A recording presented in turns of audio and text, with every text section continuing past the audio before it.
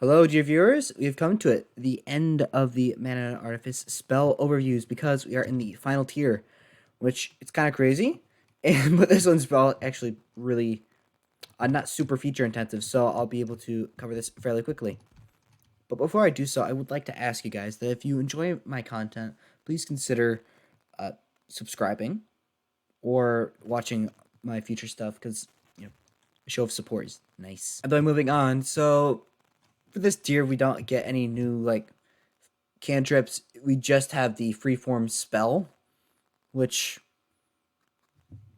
I've already explained in the previous tiers. What it is that you take a spell and then you select the freeform spell, and then you put the spell in there. Then when you draw the shape, you cast the spell.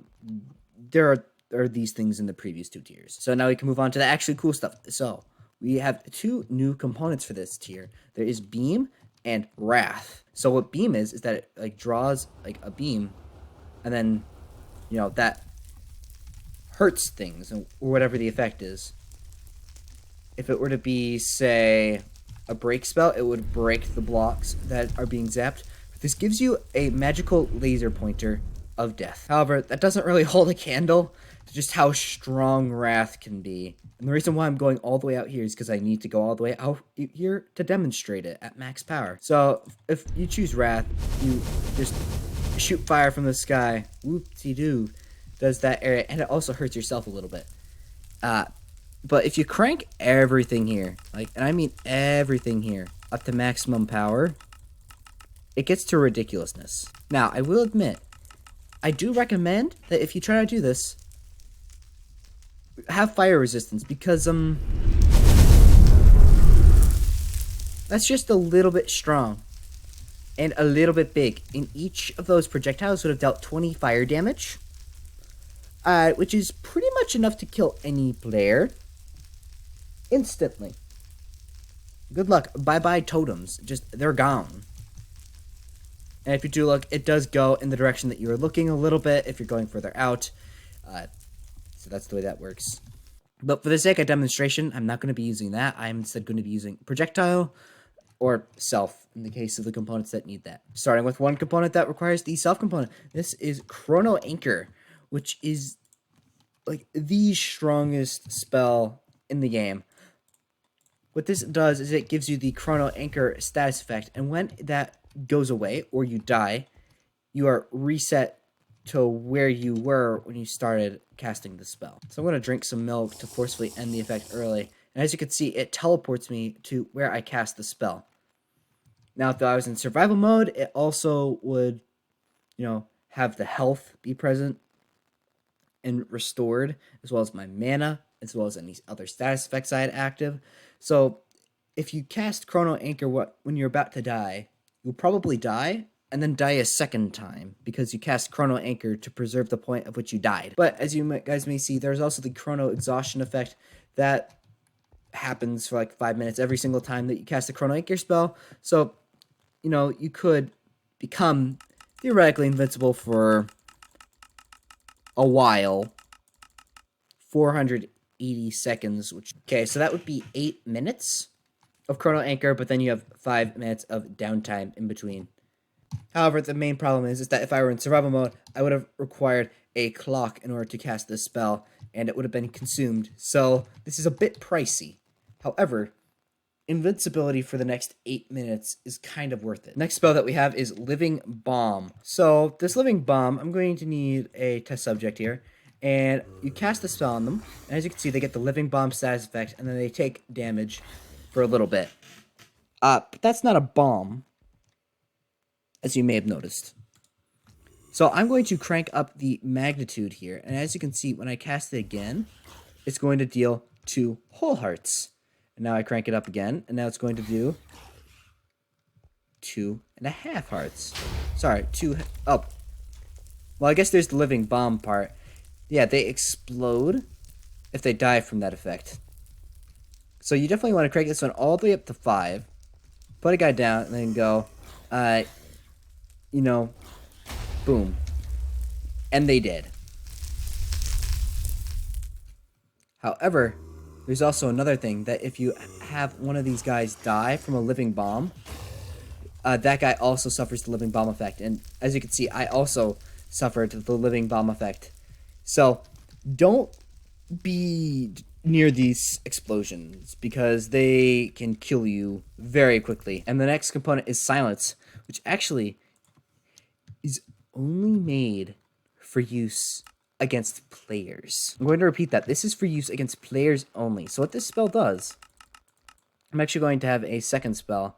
And this thing over here, I'm going to set to a picture. I'm going to have this be like a firebolt or something like that. Here you go, a break bolt. Or actually, nah, a firebolt. Firebolt. Okay, so here we have our silence spell. And I'm going to silence, and I can't cast this spell because I've been silenced. Which is just absolutely ridiculous for multiplayer. You can just go, nah, you're completely silenced for 10 seconds, and therefore you can't cast any spells. And I don't know if there are any mobs that cast spells. I'm pretty sure there aren't. But if there are, this could be used against them. And now we're moving on to the faction-specific spells. This is the only tier in which all 4 factions have spells. We're starting with the Ancient Wizards. They have 2 spells. Mana Shield and Mana Transfer. So, Mana Shield, what it does is that it gives you a bit of a protection thing, in which if I were to take damage, I'm going to summon a friend here. So I'm going to switch to survival mode. As you can see, I take a bit of damage, and now I cast Mana Shield, and I take less damage. That is because the Mana Shield absorbed the damage, but I should probably do this when I have more health. By the way, so as you guys can see, he hits me once. That does 1.5 hearts. I'm going to heal up a little bit more. And now, after I stop regenerating, I'm going to demonstrate that now... Okay, it stopped half a heart full of full health. Okay, so now I'm going to cast it, and he hits me, and it does half a heart. But if you look at my mana, when he hits me, the mana gets drained. That is because the mana is being drained in order to prevent the damage. And if I were to crank the magnitude up, and then cast it again, it now does 0 damage, but drains all of my mana. So just to demonstrate that again, I cast the spell, he hits me, and it drains mana instead of dealing damage. Which, you guys may find this to be a little bit crazy, but it actually is not that overpowered, because it drains all of your mana, but if you do use the spell, you could have a few mana potions to counteract the mana drain effect. Or, you could have a friend mana transfer, extra mana to use. So what mana transfer does is that if you target another player, it will give them your mana. And I believe that it's at a slight loss, so you can't just infinitely have a mana feedback loop.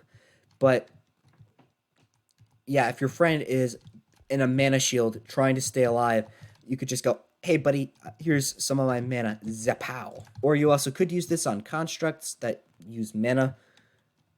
It's primarily meant to be used on players, though. And that's it for the Ancient Wizards, and now we're moving on to the Demon Faction. And now they have 1, 2, 3 new spells for us to cover here.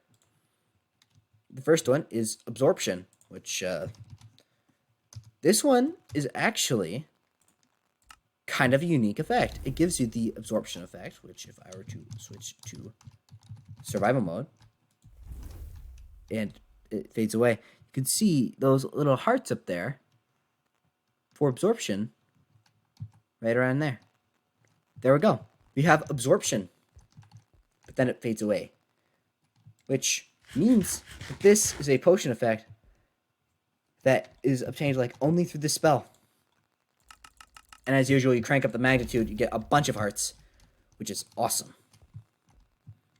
Next one is Flame Cloak, which is a bit like Mana Shield in that it creates a protective barrier if people get within this range, like this Husk here. As you can see, he takes damage by attacking me. That type of stuff will happen. Not exactly super awesome. I could show the effects here actually. We have a Flame Cloak, also known as a Fire Shield. Yeah, It reduces incoming attacks, and it retaliates those who try to attack you. That's it. It's not like super epic. I assume that if you increase the magnitude, it's using lesser magnitude. It knows that's kind of a weak spell. But if you were to crank this up, you know, it hurts him a little bit more than one heart. The next one, though, is actually, like, really good. It's called Life Tap. This one you want to use on somebody else, certainly. And I actually am going to grab a sword for this here. So I am going to need to get damaged by our friend here. And he is obliging. So I cast Life Tap. And now I will whack him. And then you will see I heal a little bit as I whack him. And at higher magnitudes, this one actually should be like a super magnitude.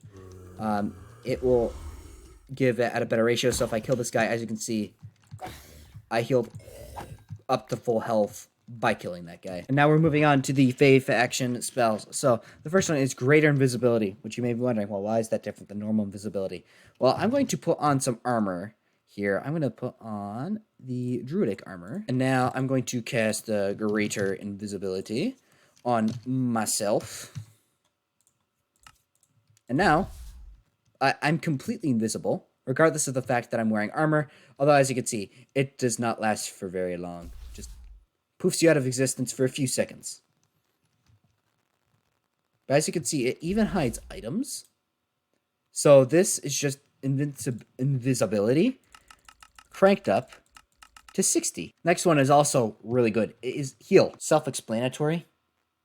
It heals you. But unlike lots of things where it's like, oh, you take a little bit of damage to heal, or you have to sit still to heal. Yeah, this is just healing straight up. And then the next one is Mind Control, which it's not really mind control, more so than like other guy inconvenience. So I'm now mind controlling him. Wow, he's attacking his friend.